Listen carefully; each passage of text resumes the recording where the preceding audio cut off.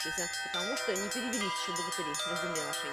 Значит, жить звоном колокольным будем же и мы дело наших отцов продолжать. А продолжать есть кому. Самому маленькому звонарю Тимофею Маслову из Самары всего 8 лет. Играет на колоколах уже 2 года. Мизинец вот за это вот так вот. От 2-летнего до стажа 20-летнего впервые на фестивале «Звонарь» из Казахстана. Благодаря опыту Владимир Герасимов по звону может понять даже настроение звонящего.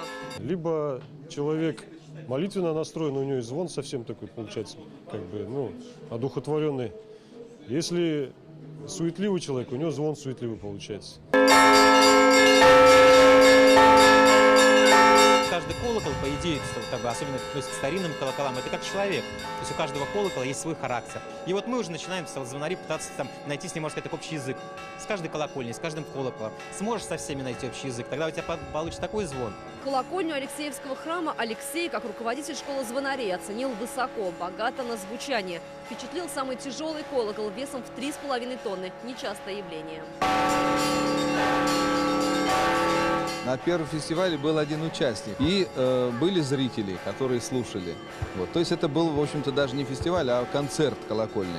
15 лет назад, когда здесь проходил первый фестиваль, его посетили не более 100 человек. Сейчас зрителей несколько тысяч. Причем это жители не только Татарстана, но и туристы со всей России.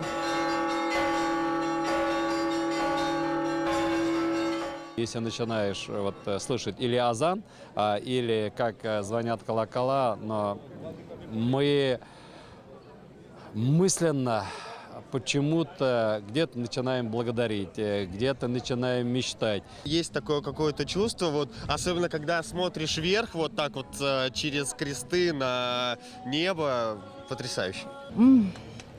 Да, нравится, очень нравится. Нравится всем, независимо от религии и национальности. В планах в следующем году географию расширить и пригласить звонарей из Сербии.